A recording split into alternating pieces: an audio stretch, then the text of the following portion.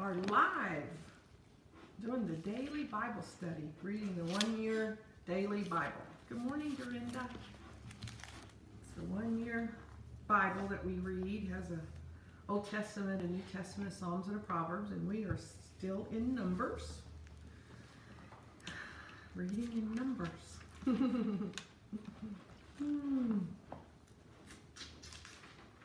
I read this morning. I've got an event going on in Oklahoma City today that I get to speak at, and God gave me my message in today's reading, but He also gave me a message today for our daily Bible study, and I really do believe that. There's some things based on what we said yesterday. Oh, I want to see who's on here real quick. Dorinda's on. Donna's watching. Hi, Mom. All of a sudden, Mom, you're showing up. Good morning, Donna. Hi, Karen. I miss you. Let's see. And I think I'm supposed to be able to tag somebody. If I could tag my dad. Let's see. Nope. Okay. That didn't work. Linda. Hi, Linda. Melissa. Good morning. Good morning. It's good to see you guys on. Hi, Dale. Dale, you're so faithful. Thank you. Thank you. So yesterday we talked about the cloud and the pillar of fire. And I said that you'll not ever read this the same again. Whenever you see the cloud, whenever you see the pillar of fire, it's gonna be that, it's bringing to remembrance the presence of God. And so starting off today, we're in Numbers chapter 10, verse 11. The cloud lifted from the tabernacle. And then verse 12, they traveled on from place to place until the cloud stopped in the wilderness. So once again, it's the picture of the cloud leading them, guiding them. And then when it rested at night, it turned into a pillar of fire. And there was never a time that they weren't aware of the presence of God for them. Now, also keep in mind that this was thousands upon thousands. In fact, that was mentioned today when Moses is having his little rant. He's talking about the thousands and thousands. And Moses was their leader. So imagine that. I mean, every one of us is a leader to somebody. You hear me say it all the time, and I'm going to keep reminding you. There's always somebody watching. I have people tell me all the time, "Oh no, I'm not supposed to be a leader. That's not my gifting. That's not what we don't get a choice in it." It's the way it is. You always have somebody that's watching. So if you have ever tried to lead a group, if you've ever dealt with group think, the group develops its own way of thinking, contrary to the way the leader thinks. And for the leader to then try to penetrate that group think and get them to do what he knows needs to be done when they're being stubborn, doing it their own way. Those kind of thoughts came up to me today as I'm watching the divine order of the way things were.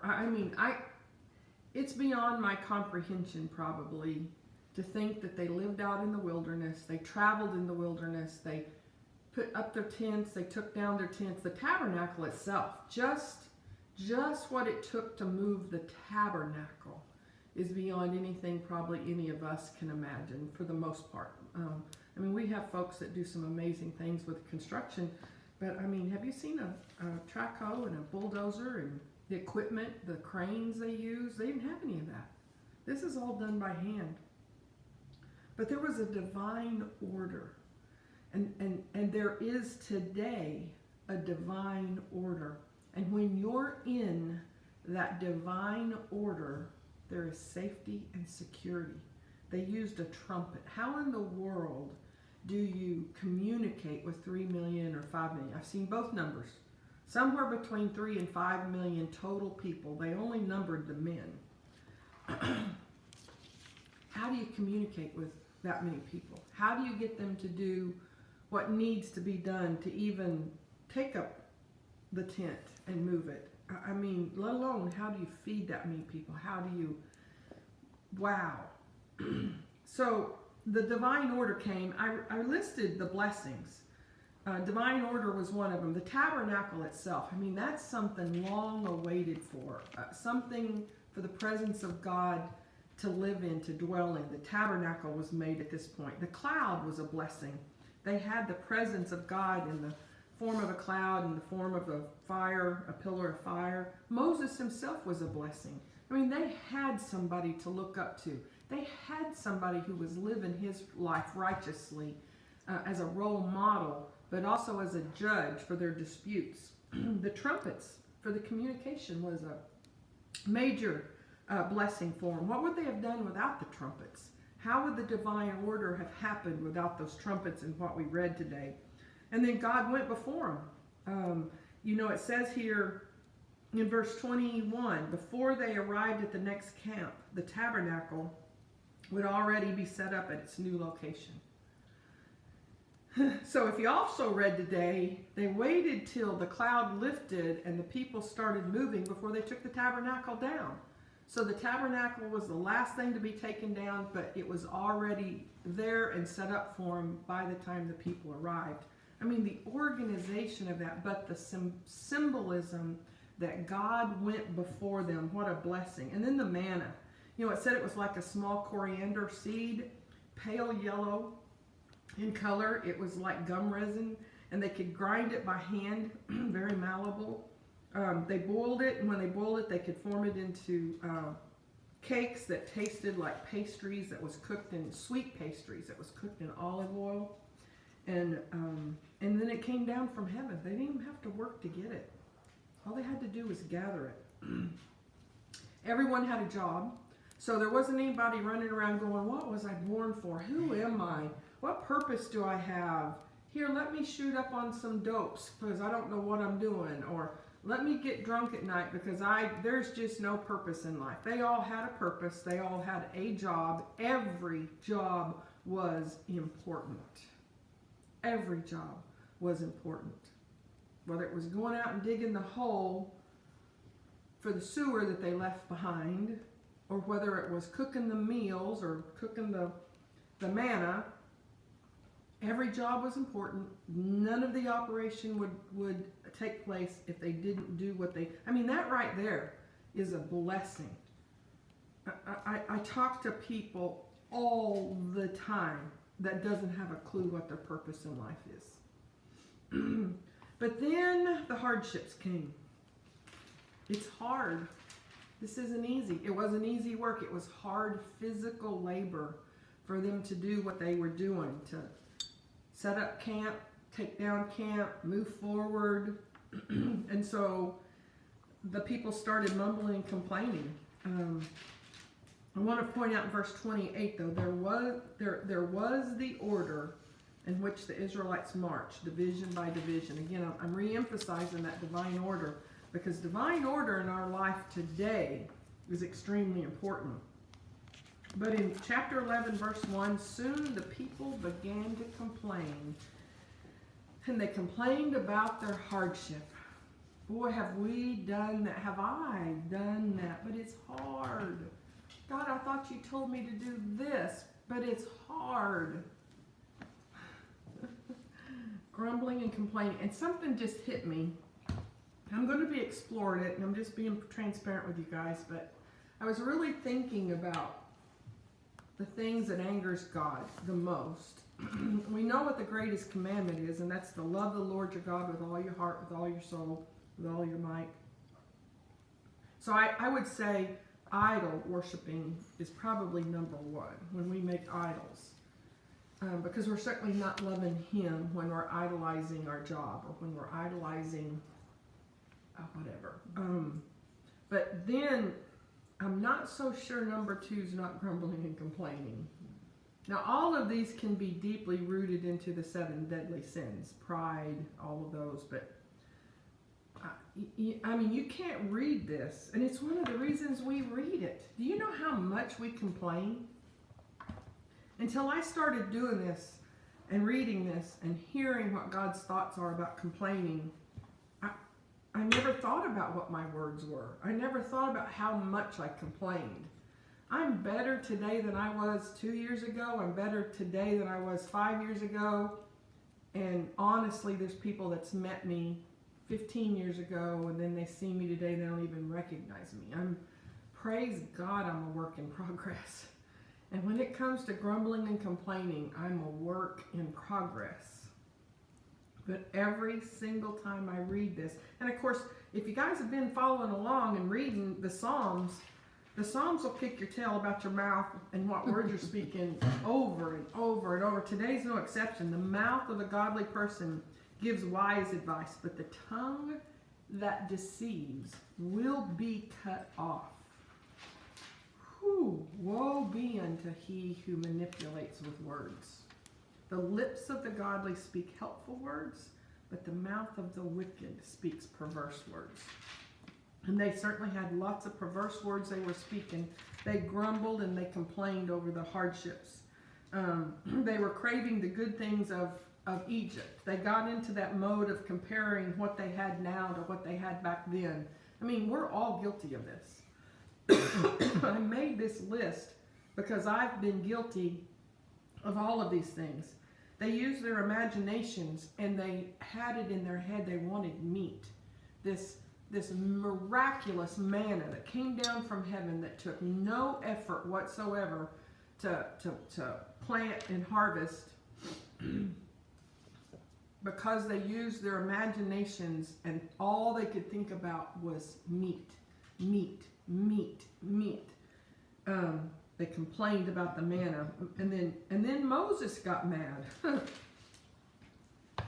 So once again, I talked about you being a leader. Have you ever been a leader of a group? And have you ever had that situation happen where you think, man, I just can't please anybody. I mean, nothing I do is right. They won't listen. And it becomes a drain. I mean, Moses heard all the families standing in the doorways of their tents whining. I love it that in this translation, the word is whining. I'm in verse 10 of chapter 11. And the Lord became extremely angry. Moses was also aggravated. And Moses said to the Lord, now listen to the intimacy he has with God. Because Moses was bold enough to say to God, why are you treating me, your servant, so harshly? Have mercy on me. What did I do to deserve the burden of all these people? Did I give birth to them? Did I bring them into the world? Why did you tell me to carry them in my arms like a mother carries a nursing baby? How can I carry them to the land you swore to give their ancestors? Where am I supposed to get meat for all these people? They keep whining to me, saying, give us meat to eat. I can't carry all these people by myself. The load is far too heavy. You know what? Just in the last couple of months, maybe not coming right out of my mouth or right under the surface of my subconscious, I've thought, man, the load is heavy. The load is heavy. If this is how you intend to treat me, just go ahead and kill me. Whoa, what a thing to say to God. And God's already mad. Wow. And then something powerful happened. The Lord said to Moses, gather before me 70 men who are recognized as elders and leaders of Israel. Now this is a case for why we're supposed to go to church. What happens when we go to church? Because all church is the gathering together of the saints. It's actually the church of God Almighty gathering together. Because we are the church. We are the tabernacle. But there is something that happens in the fellowship. I will come down and I'll talk to you there. Number one. There's a lot of you that would tell me, oh, I wish God would speak to me. I'll come down and I'll talk to you there. I will take some of the spirit that's upon you, Moses. How many of y'all want a portion of the spirit that was on Moses? I'll be the first to raise my hand. I will take some of the spirit that's upon you and I will put the spirit upon them also. You know, even at this table in the mornings, there is a spirit present that when we get up and we disperse from this table, goes with each one of us. There is a power in the Spirit, and oftentimes it is an imparting, just like Elijah and Elisha. Elijah asked for a double portion of the Spirit that was on Elijah, and this is what we see God saying. I will take the sum of the Spirit that is upon you, Moses, and I'll put the Spirit upon them also. They will bear the burden of the people along with you. So you will not have to carry it alone. See, here at this table in the morning, we don't have to carry our burdens alone. We get to come together, and we do prayer requests after this. When you go to church, you don't have to carry your burden alone. It becomes a family. It's not about, oh, well, the preaching's good. Oh, well, the music's not good enough. Oh, well, that's us murmuring and complaining like what the Israelites were doing. Like what Moses did. The things they grumbled and complained about was a hardship. They started craving the things of Egypt. They started comparing the things that they had to what they used to have. And then they used their imagination about meat. And then Moses complained about the people was a burden and how can he carry them. Whining and grumbling is a rejection of God. And that is I had that whining and complaining is a rejection of God. Where did I see that? I was going to mark that for you guys. I really want you to see it.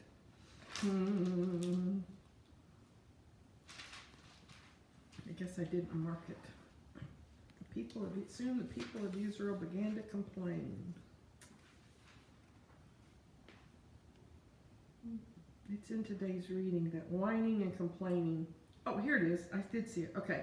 And so, verse 18, and say to the people, purify yourselves, for tomorrow you'll have meat to eat. You were whining, and the Lord heard you when you cried out, oh, for some meat. We're better off in Egypt. Now the Lord will give you meat, and you'll have to eat it. And it won't be just for a day or 2, or 5, or 10, or even 20. Get ready. Here it comes. You will eat it for a whole month until you gag and are sick of it. Be careful what you pray for you have rejected the Lord who is here among you. And today I got that. When I'm murmuring and complaining, and I'm complaining that the load is too much, I'm actually rejecting the blessings of God. We talked yesterday about making a grateful journal and writing down all of your blessings, but I hadn't ever looked at it as a rejection of God. We're all blessed. If you're alive and breathing, you have things to count your blessings for. And when we murmur and complain, we're rejecting God. Boy, that changed it for me. That changed it for me, big time. And then I want to go ahead. I'll move on into Mark chapter 14. And I really have one point I want to make about this. So great reading. There is so much packed into this chapter of Mark, but I want to talk about how a woman with verse.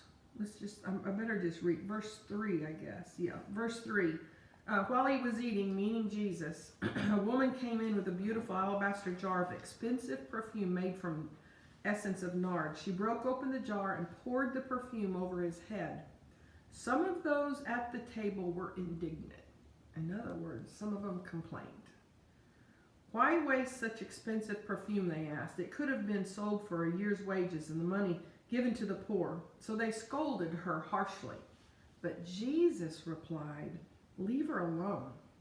Why criticize her for doing such a good thing to me?